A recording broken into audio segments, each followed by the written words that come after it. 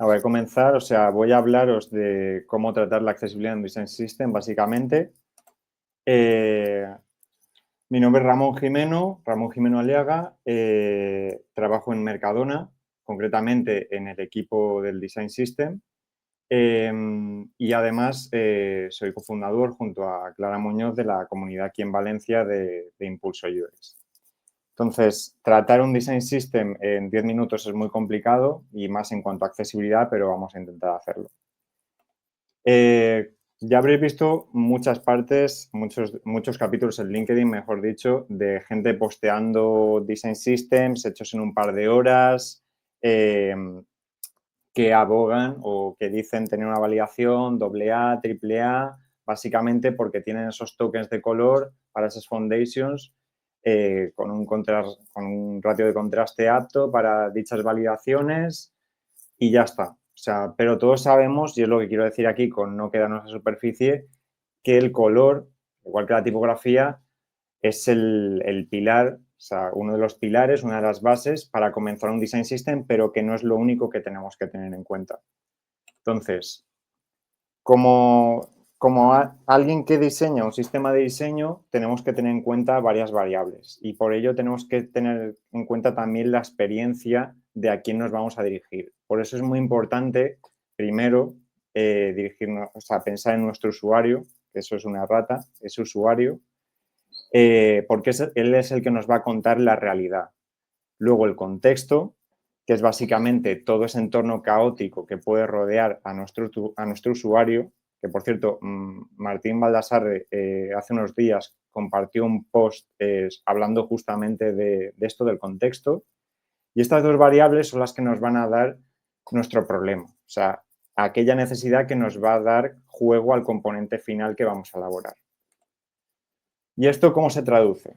Pues básicamente en lo más importante para mí, que en este caso es el contexto. Porque si, por ejemplo, tenemos un usuario que está trabajando con maquinaria pesada, igual no tiene la interfaz de una manera, o sea, no tiene la interfaz cerca. O sea, o puede ser que tengamos un usuario que está trabajando en exteriores, con lo cual tiene reflejos. O un usuario que está trabajando con un dispositivo que tiene una pantalla resistiva, con lo cual los contrastes que veo van a ser mucho menores de los que yo he pintado, por ejemplo, en Figma. O un usuario que está trabajando en un pasillo con gente pasando con un montón de contaminación, de ruido externo, pues voy a tener que controlar la respuesta auditiva de mi componente. Todo esto son variables que tengo que tener en cuenta a la hora de diseñar mi sistema de diseño, mi componente final. Entonces, ¿cómo podemos bajar todavía esto más y traducirlo, en este caso, a la base, a las foundations que yo tengo que elaborar? Pues por una parte, podemos estar pensando en automoción, podemos estar pensando en vehículos y en ese caso, Design for Driving de Google nos dice que tenemos que pensar en 76 por 76 dps como el minimum target size. Mientras que si trabajamos para móviles, nuestro usuario se maneja con móviles, tenemos que pensar en que nuestro mínimo va a ser de 48 por 48 dp, que es lo que nos marca o recomienda Android. Mientras que si estamos trabajando para un usuario que trabaja en Office y demás, pensamos en web, entonces nos fijamos en lo que nos dice la Wicca. Vamos a ese 24 por 24. Esto, evidentemente, o sea, para comenzar un sistema de diseño es fundamental porque teniendo ese mínimo ya vamos a poder hacer muchas cosas como eso que tanto nos gusta, como diseñar ese mágico primer botón.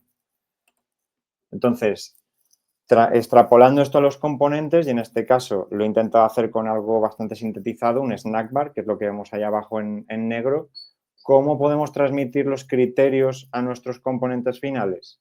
Pues en este caso, con el snack bar, por ejemplo, a la hora de trabajar junto a un product designer que utiliza nuestro sistema, pensamos y le hacemos una recomendación previa, pensamos los componentes ya con unos criterios conectados. En este caso, un snack bar, pues por ejemplo, se ve influenciado por el 141, el uso del color. O sea, no voy a permitir que mi snack bar solo se maneje por el color, sino que tenga literales para dar esa información extra o que tenga una iconografía, de nuevo, para dar una información extra. Que sea tiempo ajustable también. O sea, si mi usuario requiere que ese snack bar aparezca a X velocidad o con X volumen de apariciones, yo eso voy a tener que darle esa parametrización al usuario para que sea de la manera más óptima para él.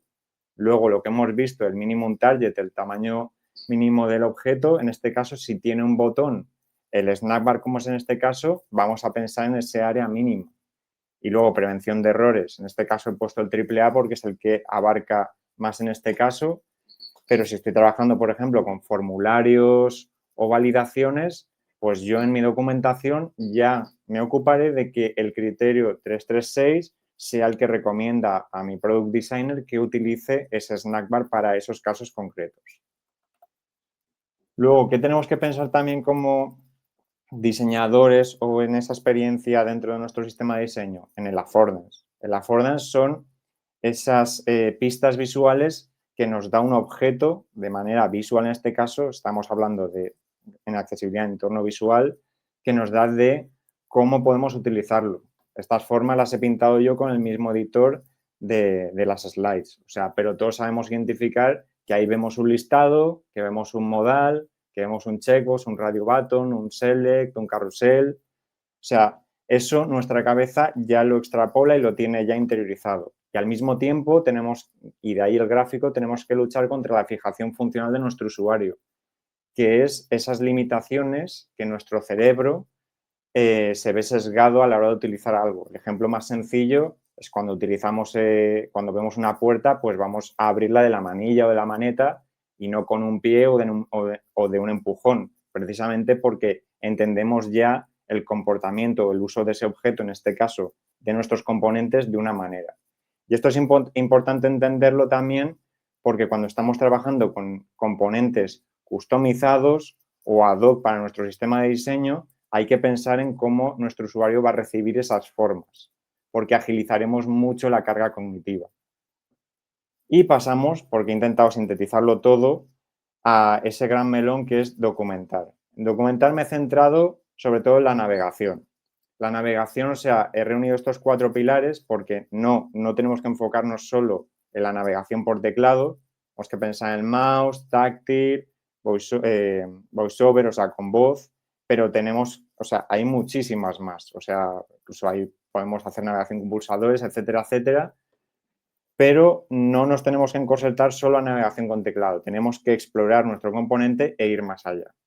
Entonces, hay cosas muy golosas de documentar, como es la navegación por teclado, en el cual hacemos esa documentación gráfica de las teclas y los shortcuts, pero no tenemos que caer solo en eso, tenemos que ir más allá, en este caso, a la navegación con voz y ponernos en el papel de un director y, como han puesto el ejemplo en otras charlas, de, en este caso, cerrar los ojos, coger el móvil o el dispositivo que sea y romper esa barrera e ir interactuando con ese output de voz que nos da el componente y registrarlo. Y más importante que eso, registrar aquellas áreas customizables que tiene el usuario para emplear de manera libremente dentro del componente. O sea, porque nuestro product designer también va a querer hacer prescripciones a la hora de utilizar esos componentes. Entonces, tenemos que guardar y predecir esas áreas como design system. Y todo esto lo vamos a averiguar y vamos a hacer un buen trabajo, vamos a hacer una buena performance en nuestro componente con la dupla perfecta, y esto se repite en muchas charlas, que es diseño hablando con desarrollo.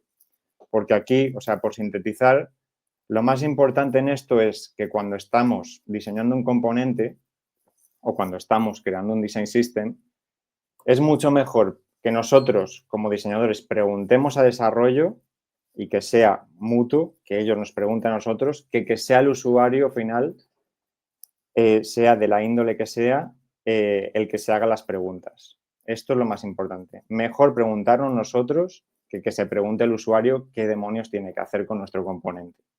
Y es desarrollo el que nos va a decir cuáles son las parametrizaciones, cuáles son las semánticas, cuáles son los hacks que tiene ese framework para realizar el mejor desarrollo. Y esto, de la mejor manera que se ve, es con diferentes contextos, en este caso, diferentes contextos de tecnología. Si yo estoy creando un componente para HTML, para Android y para iOS, mientras que yo estoy acostumbrado a diseñar un input o una entrada de texto a través de un role textbox, en Android voy a tener class names y al mismo tiempo voy a ponerle setear clases y al mismo tiempo voy a poder trabajar con sus views. Mientras que si estoy en iOS, en lugar de roles, tendré traits y me encontraré con que de manera nativa ya existe el UX Text Field y que los roles ya no son únicos como en HTML, sino que puedo asignarle varios roles. A un button puedo asignarle button y select. Entonces, esto lo importante es que en mi caso yo no lo he aprendido solo leyendo documentación, sino lo aprendes hablando con desarrollo. Esa es la mejor dupla. Y para acabar, y porque no me puedo extender más, lo que yo digo, las 3 Rs, reflow, redimensionamiento y responsive, es justamente lo que he hablado al principio, pensar en contextos. Este es un caso ideal de un radio button, de cómo se da una elipsis, pero lo que tengo que hacer yo como design system a la hora de diseñar ese radio button es pensar en los casos más caóticos, en cómo carajo se me va a romper ese componente. ¿Cuándo va a ser los casos ideales para recomendar esa elipsis y cuándo no? O sea, porque a nadie le gusta la elipsis, pero en muchos casos no nos queda más remedio para nuestro usuario. Y esto es un componente sencillo, pero es que si estuviéramos, por ejemplo, con un stepper, tendríamos que utilizar posiblemente o recomendar a la documentación un stepper vertical o romper el stepper y darle una nueva forma. Y eso también influye a nivel de accesibilidad porque ser accesible también en un sistema de diseño implica adelantarse a ese caso más caótico. Y con esto acabo. Si tenéis alguna pregunta, estaré encantado de responderla y también podéis hacerme por